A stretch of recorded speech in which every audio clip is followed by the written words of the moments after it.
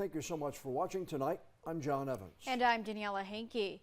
Standing room only at a special meeting about emergency responders in Pender County. The main issue tonight, the county commissioner's decision to take over Pender EMS and Fire by the end of this year.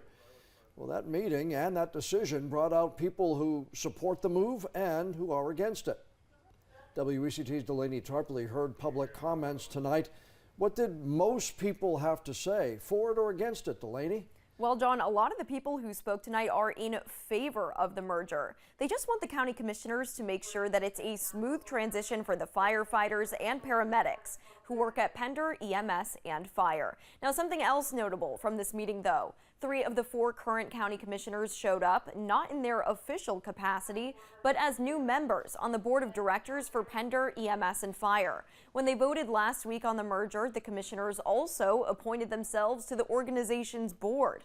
Commissioners and a representative for Pender Fire went back and forth tonight over whether they would come up with a transition plan. Both sides told us, though, the animosity over this whole merger has gotten out of control. This shouldn't be, something people fight over. This is a solution to a problem that people have.